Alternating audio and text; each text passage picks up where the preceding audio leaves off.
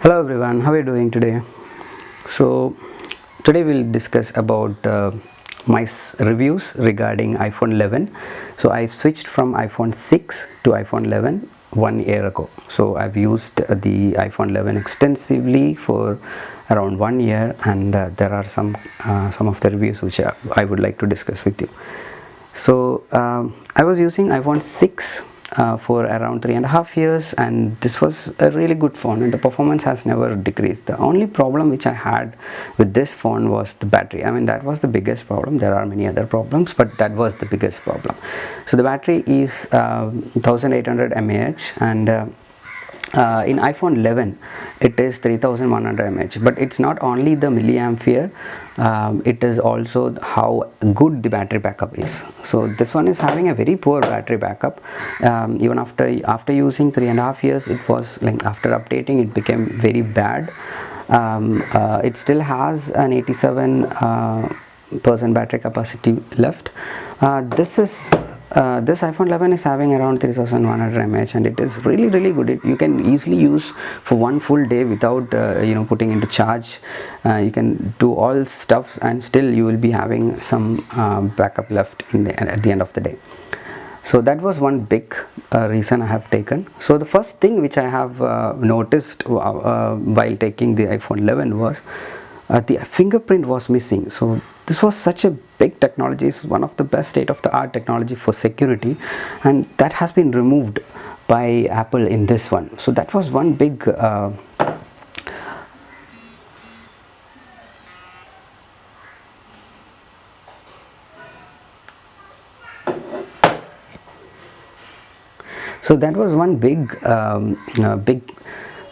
thing actually, which surprised me a lot. So I was a little bit reluctant to take this phone only because of that.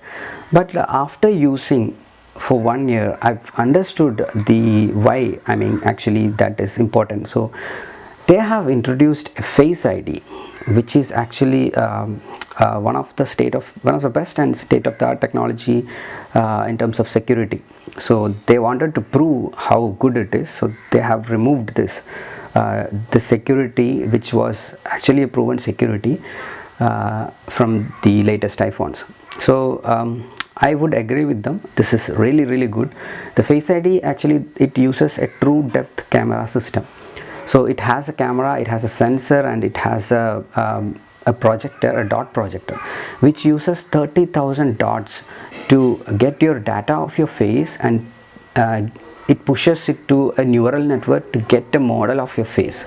So these neural networks are actually the best technology nowadays around for the artificial intelligence creating models for the AIs. So they are using these neural networks inside this phone, which is actually a very good future safe. So you can use this phone for a long time because the technology is as latest. That is one best thing I've seen. So the convenience we had with this fingerprint was like you can use it very conveniently at any point of time. So the same thing was there with this. So Face ID was also very quick, and it also works in amazing angles. That was one good thing I had. Like, you don't need to actually directly put on your face, you on the sides, and or you can just look into it and it will get unlocked.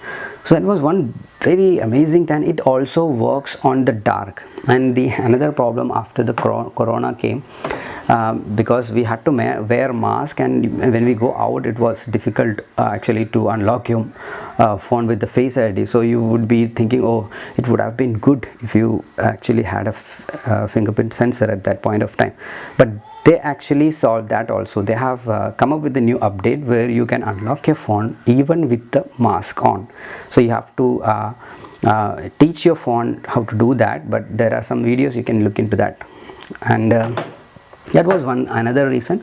Then another thing I would like to discuss with you is about the camera. So of course there is no point of discussing regarding the camera of iPhone 11 and iPhone 6s, because iPhone 6 is having only 1.2 megapixel camera on the front and 8 megapixel camera on the rear. But it's not about the megapixel, Also about the quality of the image and the camera sensor and everything, this is like a big difference, big jump from iPhone 6 to iPhone 11, because the quality of the pictures you take it from the iPhone 11 is really really good. So even this iPhone 6, the quality of the image you take it from iPhone 6 is better than almost most of the mid variant Android phones which is actually releasing at this point of time in 2020.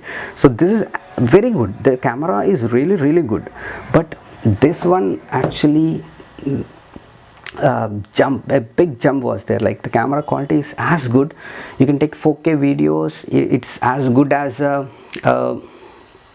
like a real movie. People are taking movies in this phone, and it has two cameras behind. There are three cameras variants, which is a bit costly, so I've taken only this one, which was good enough for me. And this is also, the front camera is 12 megapixel, and the back camera is also 12 megapixel with ultra wide. So the best thing is they have also introduced the night mode, so that's why this is the main reason I have not went for iPhone XR, which was a bit cheap when iPhone 11 released. So that does not have an iPhone night mode, which is an amazing thing. I mean, the night mode is better than any Android phone out there in the market right now. So that is as good as that. I mean, very good. And portrait photos you can take, and ultra wide photos you can take with the two cameras, help of two cameras, and the night mode. So all these things were not there in iPhone XR. You can only take portrait photos of humans in iPhone XR, but not objects and things. But this one does not have that problem, so since it have two cameras, and iPhone XR is only having one camera, that was the issue. So so this one was actually a good choice for me. The only problem with this variant was it is having an LCD display. So you can see there is a small notch where you will be able to see on these sides, which was one thing why I thought like I'll be having a little bit of inconvenience or a trouble, but I never noticed. To be honest, I never even look at the notch. You will never see the notch. I have actually put a tempered glass on top of it, but still you will not actually notice this notch at all, and it does not bother you. And the quality of the UI is not as good as OLED for sure, but that also it is negligible. For majority of the people, that will be completely negligible. So that's my review regarding the phone. There are a lot of very good sensors included with this phone, which you can actually use it to program a lot of create a lot of good useful apps. So I'll be coming with a new video how you can actually do a lot of useful things with this phone, which I have already done. So thanks a lot for listening. Stay tuned for the next video. Thank you. See you.